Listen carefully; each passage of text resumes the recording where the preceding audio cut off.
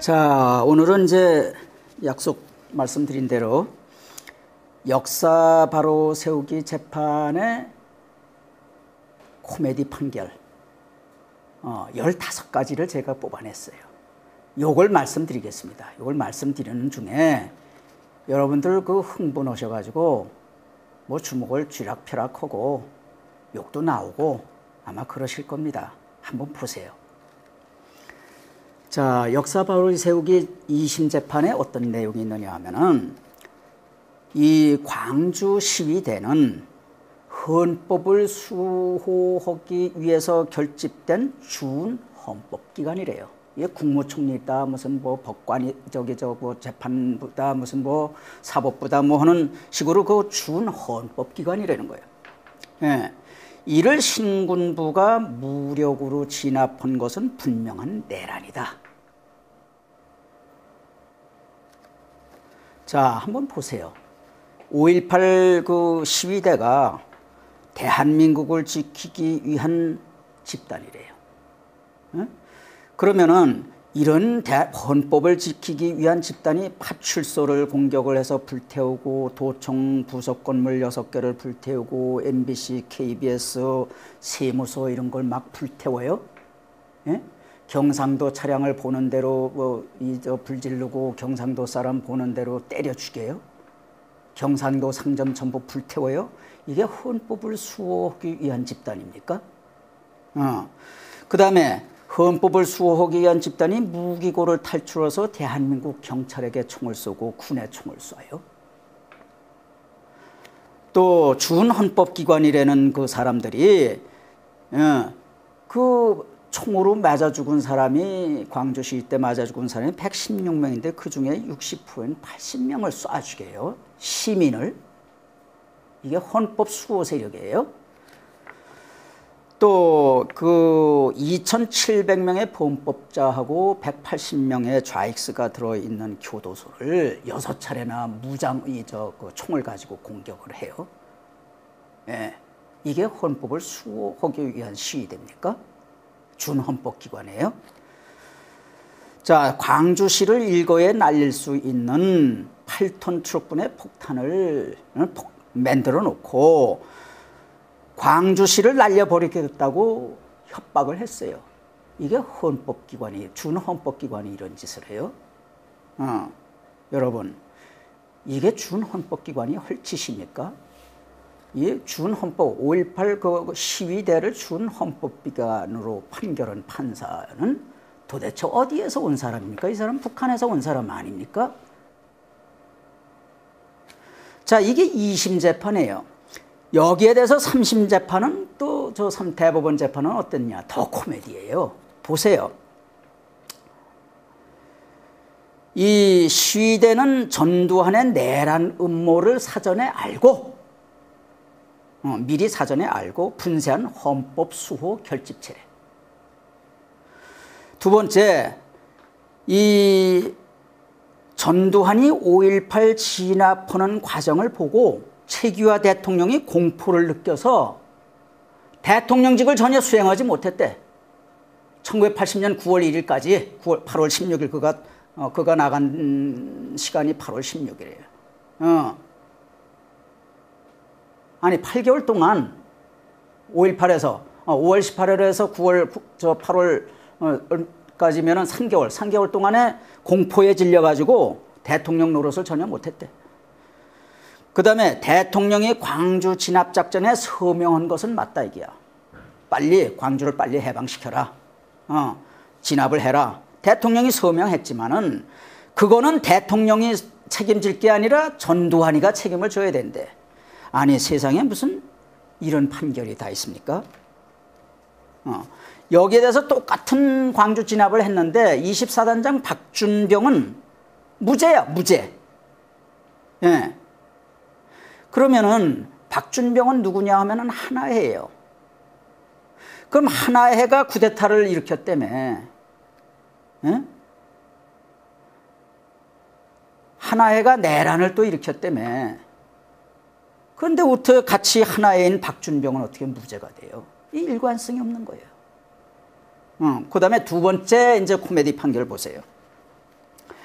광주 민주화 운동은, 이 폭동은 전국적으로 확대가 돼야 하는데, 이거를 조기에 차단한 것은, 조기에 진압한 것은 이건 내란 행위다. 헌법 파괴 행위다. 여러분, 광주 폭동이 전국적으로 퍼져나갔으면은 이건 적화통일 될 텐데, 적화통일이 됐어야 할 것을 이걸 신군부가 이걸 조기에 진압한 것이 이 내란죄다. 이 사람은 이런 판결한 사람은 어디서 온 사람이에요? 남한의 국민이 이런 판결합니까?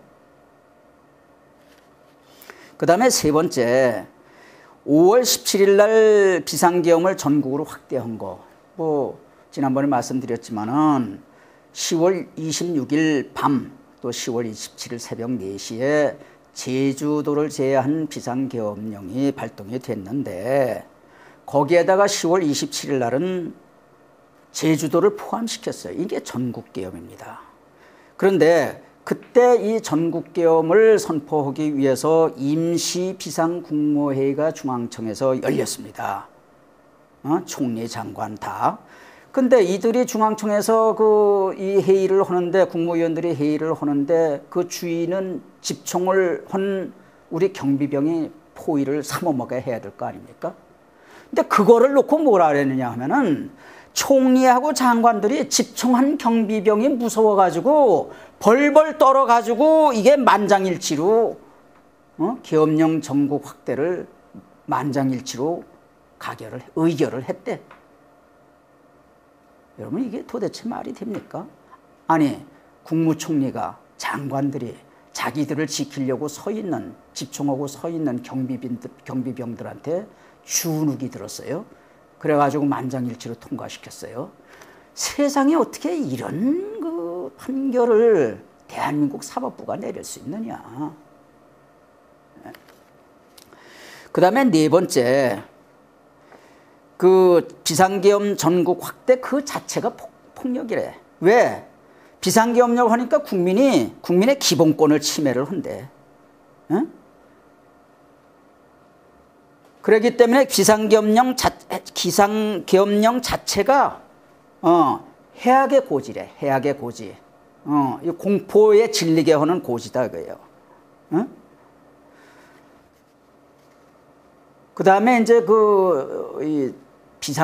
전국계엄하고 이게 그 지역계엄하고 다른 것이 이제 뭐냐면, 전국계엄에서는 이게 이 계엄사령관이 내각, 총리, 국방장관 거칠 필요 없어. 곧장 이 대통령한테 직보를 합니다. 그런데 이런 걸 가져놓고선 뭐라고 얘기하냐면, 국무총리하고 내각이 이게 제외되는 바람에, 보고선상에서 제외되는 바람에 그 사람들이 겁을 먹어가지고 임무를 수행할 수 없었대. 그러니까 이게 내란이라는 거예요. 이 내란의 종류가 엄청 많습니다, 지금. 예. 그 다음에 또 뭐냐. 일반적으로 계엄을 선포하느냐 마느냐 하는 고도의 정치적 판단이다. 사법부가 관여할 일이 아니다. 그러나 전두한 마음속을 가만히 관심법으로 들여다보니까 거기에 그 내란하려는 마음이 있었대. 그래서 그 내란하려는 마음을 가지고 계엄령을 선포하기 때문에 이게 내란이라는 거예요. 이거 저도 이거 하면서 얼마나 이게 분개하고 웃었는지 몰라요. 예? 그다음에 여섯 번째, 역사 바로 세우기 재판은 법률에 의한 재판도 아니고 헌법에 의한 재판도 아니래. 이걸 떠난 재판이래. 무슨 잣대로 그러면 그 재판을 했느냐? 자연법이래요. 그 자연법이 뭔가 하고 더 읽어보니까는 여론법이고 사회인식법이라는 거예요. 그러니까 여론대로 재판을 했다는 얘기입니다. 예? 그러니까 실제로 전두환을 얽어놓을 법률도 없고 헌법도 없어요. 실제로. 그러니까 이거를 이런 식으로 이제 둘러댄 겁니다. 이게 세상에 이런 코미디가 어디 있습니까? 예. 이 변호사한테 물어보니까는 웃긴대요. 예. 그 다음에 일곱 번째, 전두환은 대통령이 시키는 것만 해야 되는데 대통령이나 장관들이 착안하지 않은 분야를 그 인재들을 막아주고 자꾸 연구를 시켜서 아이들을 내가지고 건의를 했다. 그리고 그 건의를 바탕으로 해서 여망을 얻어가지고 대통령이 됐기 때문에 이건 처음서부터 반역하려는 마음이 있다고 봐야 할 것이다. 이게. 열심히 일해서 대통령이 된 게 이 반역하는 마음이 있어서 된 거래. 예. 그러면은 조금 좀 그 얘기를 이제 조금 이제 좀 확대를 해보면은, 그러면 구주군 사령관인 2차 대전 때 아이젠하워 대통령은 그 참 여망을 얻어가지고 사령관으로서 여망을 얻어가지고 대통령이 됐는데 이 사람도 그러면 내란이네? 예? 그렇잖아요. 자, 8번째. 정호영은 광주 진압의 총사령관이다. 정호영이가 광주 진압의 총사령관이다. 어떻게 광주 진압을 정호영이가 했습니까? 정호영은 자기가 양병한, 자기가 평소에 길러놓은 공수부대를 육군본부 작전참모부장이 5.18 광주로 보내라 해서 보낸 사람이에요. 그리고 그 지휘는 누가 했느냐 하면은 계엄사령관 직속하에 계엄사령관 밑에 줄줄이 있는 31사단, 광주에 있는 31사단 정웅이 했어요. 정웅 사단장이 했어요. 과잉진압이다. 그것도 정웅이가 시켰어요. 전부 저 폭도들이 이 쫓겨나갈 길을 열어주고 이게 진압을 해야 되는데 전부 막아놓으니까 거기서 과잉진압이 생기죠. 그거 시킨 사람이 정웅입니다. 자, 여기서 정호영은 광주 진압 총사령관이다. 아닙니다. 거짓말입니다. 그렇기 때문에 내란 목적 살인죄의 주범이래. 내란 목적 살인죄의 주범은 정웅입니다. 전라도 사람이에요. 예? 그 다음에 정호영은 12.12 밤에는 직접 안 왔어. 12.12에는 직접 관여한 바 없지만은 신군부의 일원인데다가 전두환을 따라다니면서 출세를 했대. 예. 그 부하내동죄래. 부하내동죄 안만 찾아봐야 없대요, 법조항에. 이 법조항을 신설해가지고 부하내동죄로 정호영을 걸어놓은 거예요. 이 신군부 감옥에 들어간 사람 중에 제일 억울한 사람이 정호영입니다. 죄 하나도 없는 사람을 이런 식으로 이제 한 거예요. 왜 이렇게 했느냐? 여러 가지 정치적 목적이 있어요. 이게 그 노태우가 정호영을 다음에 대통령으로 만들까봐 저 사람들이 선수를 쳐서 이렇게 만든 거예요. 그 다음에 9번째. 그 16밤에요. 박 대통령 돌아가시던 날. 정승화가 김재규를 안가에 정중히 모셔라. 이랬어요. 정승화가 이 전두환한테 김재규를 안가에 정중히 모셔라. 이 말이 무슨 말하고 같으냐 하면은 김재규가 권총을 가지고 있기 때문에 조심하라는 뜻으로 한 얘기래. 이 얘기가. 아니 조심하라고 그러면 조심하라고 할 일이지 왜 안가에 정중히 모시래. 이 두 가지 얘기가 똑같대. 아이 세상에 이런 판결이 있습니까? 이게 저 흥분되네. 예? 참. 그 다음에 이제 10번째. 12.12 밤에 최규하가 공관에서 공관을 이렇게 경비하고 있는 경비병들한테 또 공포감을 느꼈대. 어? 아니, 최규하가 그 대통령 대행인데, 그 집총호 해가지고 그 공관을 지키는 병사들 때문에 이게 공포감을 가져요? 아이, 세상에 이런 판결도 있습니까? 그리고 밤 9시에 이 노재현이가 국방장관이 내내 이게 쫓겨다니다가 총소리가 정승화 저기에서 이제 공관에서 총소리가 나니까 이리저리 쫓겨다니다가 밤새내 쫓겨다니다가 어디서 발견되느냐면 새벽에 어디서 발견되냐면 그 국방부 지하 그 계단 밑에서 쪼그리고 앉았는 걸 부관하고 쪼그리고 앉았는 걸 공수부대가 나오라 그래가지고 장관실로 불러 올라가요. 그때까지 내내 쫓겨다닌 거예요. 근데 이게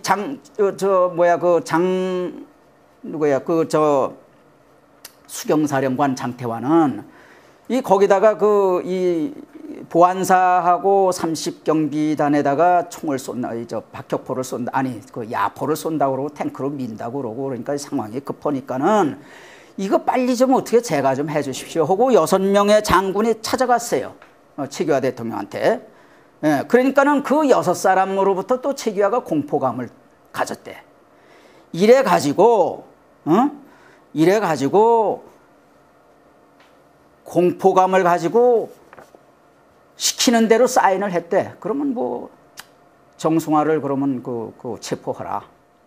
이 사인을 한 시간이 언제냐면 이 장군들이 찾아간 시간은 저녁 9시 반인데 이 최 대통령이 사인을 한 거는 새벽 5시 10분이었어요. 그러면 9시간 동안 내내 전두환은 기다린 거예요. 그 최규하 방에도 가가지고 서로 뭐 시국 담론도 해다가 또 나왔다가 또 다시 노재현을 찾으러 또 왔다가 뭐 이러느라고 시간을 다 보낸 거예요. 그러면은 공포에 질렸으면은 6명의 장군들이 찾아갔을 때 공포에 질렸으면은 그 자리에서 사인을 해줄 일이지 어떻게 9시간 동안 버티다가 노재현을 불러온 다음에야 노재현을 앞에 놓고 사인을 하느냐고. 노재현이 먼저 사인하게 하고. 이게 공포에 질린 사람이에요. 예? 근데 이 신현악 총리가 그때 당시에 밤새내 최규하 대통령하고 같이 있었어요. 공관에. 근데 1996년 재판이 열렸는데 1990년 7월 1일 날 법정에 나와서 증언을 했어요. 그 신현악이 뭐라고 했느냐 하면은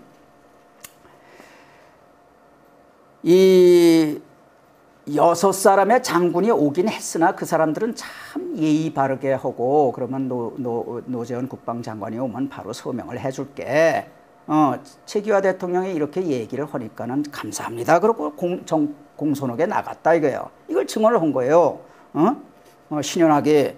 그 다음에 또 뭐라고 얘기를 했느냐 하면은 밤새내 제가 최규하 대통령하고 같이 있었습니다만은 공관 밖에 이게 경비병이 서 있는지 안 서 있는지 그게 눈으로 보이니까 거기에 대한 개념은 일체 없었습니다.